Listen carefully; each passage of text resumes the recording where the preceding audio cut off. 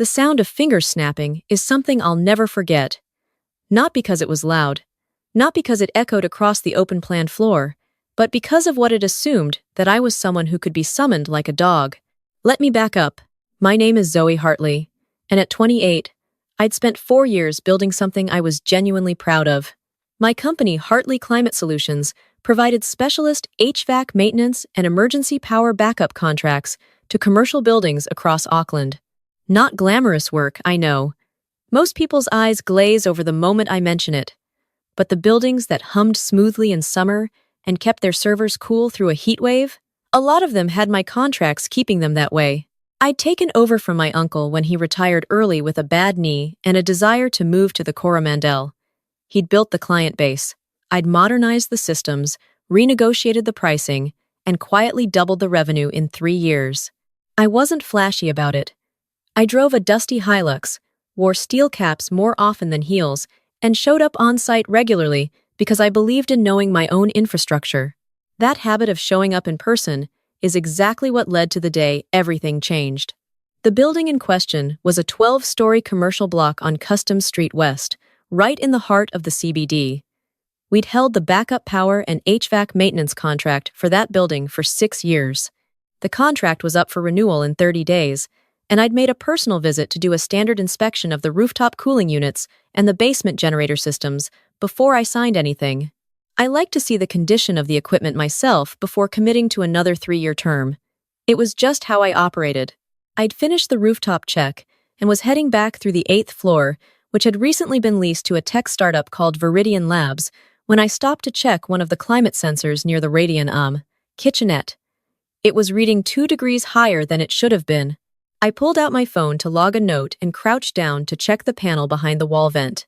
That's when I heard it. Snap. Snap. I looked up. Standing about 3 meters away was a man I'd say mid-30s, well-dressed in the way people are when they've recently been given a corporate card, staring directly at me with an expression I can only describe as bored impatience. He had the look of someone who'd been promoted too fast and hadn't quite figured out yet that the world hadn't reorganized itself around him. "Hey," he said. Not "excuse me." Not "sorry to bother you." Just "hey," followed by another snap of his fingers like he was flagging down a taxi. I stood up slowly. "Can I help you?" I said. "Yeah, it's warm in here," he said, gesturing vaguely at the ceiling. "Can you sort it?" "The team's complaining." I looked at him for a moment. I was wearing my Hartley Climate Solutions jacket company name embroidered on the chest steel caps, and I had a clipboard. I understood the assumption. "Fair enough. Maybe. I've already logged it," I said. "The sensor on this vent is running slightly high. I'll have a technician." "Today?" he interrupted. "Probably tomorrow morning, depending on." "We've got a client presentation this afternoon," he said, cutting me off again. "I need it sorted before 2 o'clock. Can you make that happen or not?" I paused. "I'll see what I can do," I said, which is the most diplomatic thing I say when I'm genuinely irritated. He nodded once, not a thank you, just an acknowledgement that I'd understood my instructions, and walked back toward the glass-walled boardroom at the end of the corridor. I finished my notes and took the lift down to the ground floor, where I sat in the lobby and called my site manager, Daniel. I told him about the sensor. He said he could get someone there by noon. I said that'd work. Then I sat there for a moment and thought about whether I wanted to renew this contract. Now, to understand what happened next, you need to know a bit about how these commercial contracts work. When a building owner signs with Hartley Climate Solutions, they get us. Our equipment, our infrastructure, our maintenance schedules, our emergency response protocols. The individual tenants, the companies renting floor space, don't have a direct relationship with us. They talk to building management if something's wrong, and building management calls us. But the tenant on the 8th floor Viridian Labs had apparently been making life difficult for the building manager, a quiet, capable man named Owen, for several months. The man who'd snapped his fingers at me was, I later found out, the company's CEO. His name was Brandon Steer. He was 34, the son of a property developer who'd funded Viridian Labs' initial round, and he had, by all accounts, never worked anywhere long enough to develop any institutional humility. I didn't know any of that yet when I went back up to the 8th floor at about 12:30 to check that Daniel's technician had arrived and sorted the sensor issue. The technician, a young guy named Sam, was just packing up his tools when I got there. He'd replaced the sensor, recalibrated the vent, done the job well. All good? I asked. Yeah. Should be dropping back to normal temp in about 20 minutes, Sam said. Brandon's PA, a woman about my age, who had the eyes of someone counting down the days to a new job, was hovering nearby. She smiled at me, with the kind of relief that told me the morning had been stressful. Thank you so much, she said. Brandon's been well. Thank you. No worries, I said. I was about to leave when the boardroom door swung open, and Brandon walked out. He glanced at Sam, then at me, then back at Sam. Is it fixed? He said. Yes, I said. Your technician sorted the sensor. Temperature should normalize shortly. He nodded. Then he looked me up and down in a way that was more assessment than appreciation. You're the one I spoke to earlier? Yes. How long have you worked here? And there it was. I considered my options in about 2 seconds. I could explain. I could produce my business card, clarify that I wasn't a building employee, describe the contract structure, establish the full picture. All of that would have been the sensible thing to do. Instead, I said, I'm here a fair bit. Which was true. Right, Brandon said. He reached into his jacket pocket, pulled out a business card, and handed it to me. I need you to be my direct point of contact for facilities issues on this floor. Whenever something needs sorting, I'll call you directly. What's your name? Zoe, I said. Zoe, he repeated, like he was filing it away. Good. I don't have time to go through Owen every time something needs fixing. It's inefficient. Owen manages the building, I said. That's how the process works. Brandon smiled. It was a thin smile. The process works, however. I decide it works. I'm paying significant rent for this floor. That gives me a certain latitude. I smiled back. Of course, I said. And I left. Over the following 2 weeks, Brandon called me 3 times. I had no idea how he got my number. I suspect his PA asked Owen, and Owen, not knowing the full picture, passed it on. Each call was the same. Something was wrong. He needed it sorted. He had a meeting or a deadline or a client coming, and he needed it now. He never said please. He rarely said thank you. He spoke to me like I was a resource he was entitled to deploy. Each time, I sorted it. I called Daniel. Daniel dispatched someone. The issue was resolved. I was professional, I was efficient. And every time I hung up the phone, I made a small note in a file I'd started on my desktop labeled Viridian Labs. Then came the Thursday morning, 12 days before my contract renewal meeting with the building owner. I was back on site for a planned maintenance check of the basement generators, a 2-hour job I like to be present for before any major contract renewal. I was down in the basement with our lead engineer, a woman named Priya, when my phone rang. Brandon. I answered. The aircon's out on the entire 8th floor, he said, without preamble. It's been 20 minutes. We've got the Singapore investors flying in this afternoon. I'm in the building now, I said. I'll look into it. You'll look into it? His voice tightened. Zoe, I need it fixed. Not looked into. I understand, I said. I'll be in touch. I hung up, spoke to Priya, and we quickly diagnosed the issue. A relay fault in the central unit serving floors 7 through 9. It wasn't an emergency. The backup systems were fine. The fault was isolated, but it would take about 3 hours to repair properly. I called Owen and explained the situation. Owen thanked me, said he'd notify tenants. Then I went upstairs, because I thought Brandon deserved to hear it directly. He was standing at the reception desk when I arrived, jacket on, phone in hand, visibly wound up. His PA, Sophie, I'd learned her name by now, was beside him, looking like she'd already apologized on his behalf twice that morning. 3 hours, I said, when he looked at me. That's not acceptable, he said. It's the repair timeline, I said. It's a relay fault. We can have a temporary portable unit up here within 90 minutes if you need to keep the boardroom cooled for your meeting. A portable unit? He said it like I'd suggested a cardboard fan. We're hosting international investors. I can't have a portable unit rattling in the corner of the boardroom. Understood, I said. The other option is we book your presentation into the building's conference suite on level 2, which is on a separate climate system and is available this afternoon. I can ask Owen too. I'm not doing my investor presentation in the building's generic conference room, Brandon said. Do you understand what's at stake here? This is a multi-million-dollar conversation. I understand, I said, keeping my voice even. Do you? He stepped slightly closer. Not threatening, just the particular brand of space invasion that powerful men sometimes deploy when they want to remind you of something. Because from where I'm standing, you people have consistently under-delivered on maintaining this building's systems. And I'm starting to wonder if this contract should even be renewed. I looked at him. He hadn't thought about what he'd just said. He was frustrated, venting, performing authority for the benefit of his own audience. He didn't understand what contract he was referencing. He didn't understand who he was talking to. He thought he was dressing down a facilities technician. That's something you can raise with building management, I said. I'm raising it with you, he said. You're the one I deal with.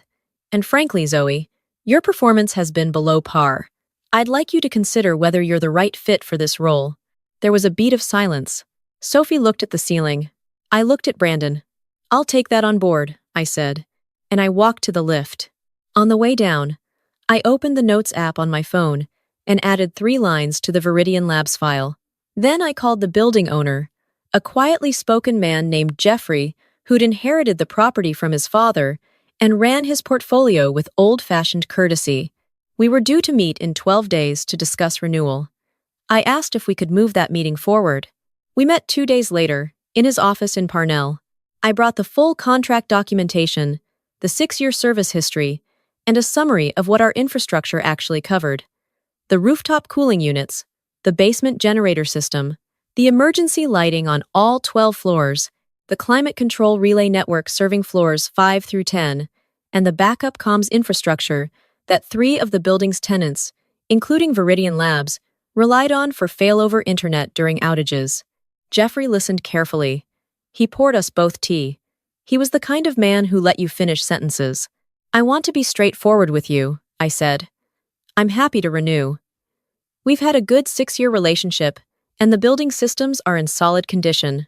But I want you to understand what the contract covers before we sign, because I've had some interactions recently that suggest there may be some misunderstanding at the tenant level about how our service arrangement works. Jeffrey nodded slowly. The 8th floor, he said. Yes. He set down his tea. Brandon Steer has been a complicated tenant. His father negotiated the lease. The terms are generous. But yes, he's been difficult. That's his right, I said. He's your tenant, not mine. But I want to make sure that going forward, any communications about our services go through you or Owen, not directly to my team. Of course, Jeffrey said. I should have been clearer about that. I apologize.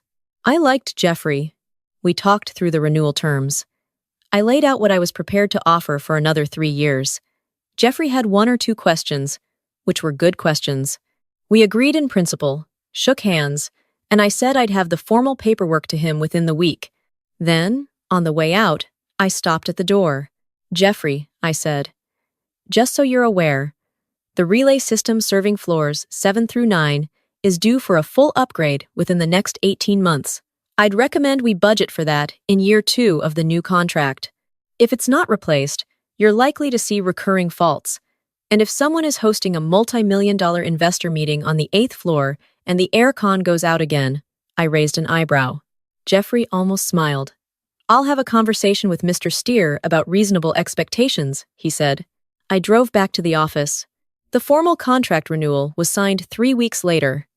Our terms, our timeline, our conditions, including a clause, which Jeffrey accepted without pushback, specifying that all service requests from tenants must be routed through building management and that direct contact with Hartley Climate Solutions staff outside of emergencies was not part of the contracted arrangement. I sent a copy to Owen and asked him to communicate the new protocols to all tenants. The response from the 8th floor came within 48 hours. Sophie called me not Brandon, Sophie, on a Thursday afternoon. Her voice had that particular quality of someone speaking carefully from a script they'd written themselves rather than been given. Brandon would like to continue using you as his direct contact, she said. He finds it more efficient. I understand, I said. But as of the new contract, that's not how it works. If there's a facilities issue, Owen's the point of contact. He won't be happy about that, Sophie said. I know, I said. But that's the arrangement. A brief pause. Zoe, Sophie said, and her voice dropped slightly. For what it's worth, he doesn't know what you actually are, does he? Like who you are. No, I said. Another pause. Okay, she said, and I could hear the small smile in it. Okay. She rang off. I heard through Owen, about 2 weeks after that Brandon had gone to Jeffrey directly to complain about the change in protocol. Jeffrey had explained, politely but clearly, that the contract was between the building and Hartley Climate Solutions, and that the arrangement was standard across all tenants. Brandon had reportedly called it a step backward in service quality. Jeffrey had reportedly said, I'm confident you'll find Owen very capable. Then, about 6 weeks after the contract was signed, I got a call from Jeffrey. I wanted to let you know, he said, in his measured way, that Viridian Labs has given notice.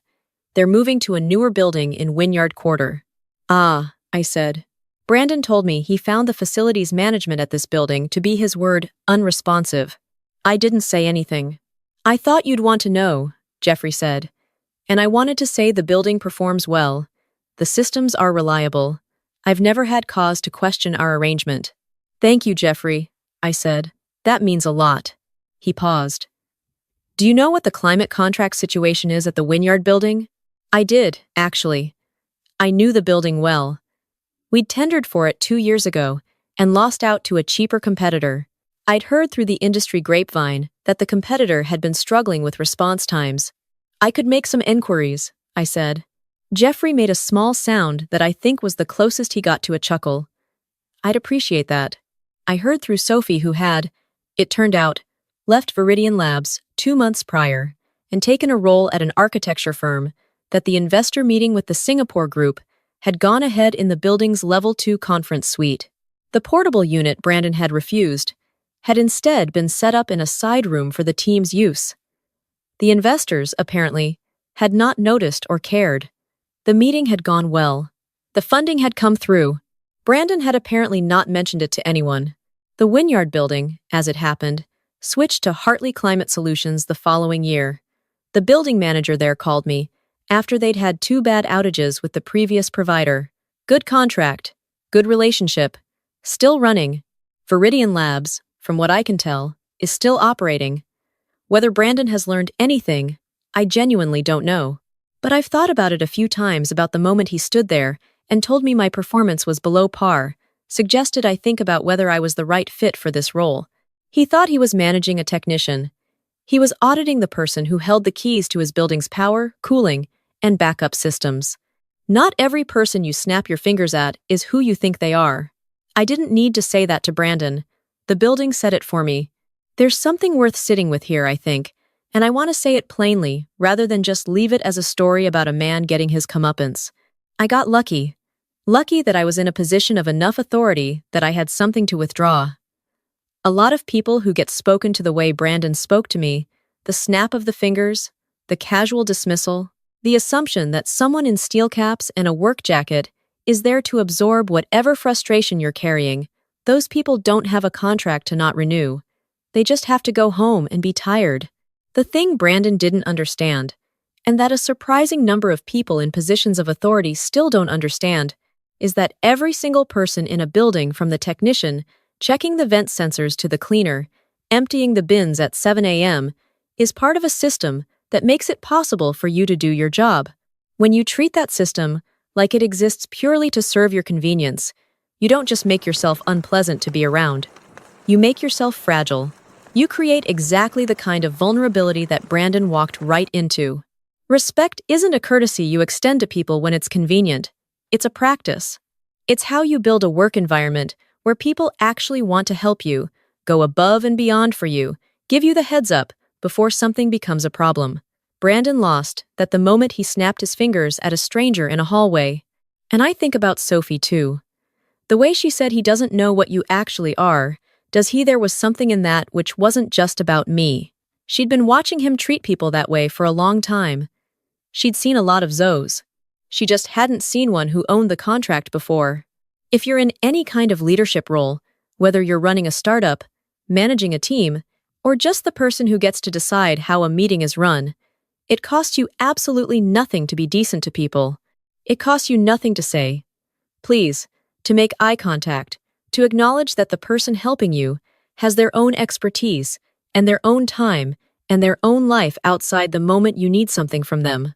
And if you're someone who does get spoken to that way, snapped at, talked over, made to feel small, I won't pretend I have a perfect answer. Not everyone is in a position to simply not renew a contract, but I do think there is something to be said for keeping your own counsel, for being the person who doesn't show their full hand, for doing your work with enough quality and integrity that when the moment comes, and sometimes it does come, you are standing on solid ground. Brandon handed me his business card and told me I was his direct contact for facilities. He didn't know he was handing it to the building,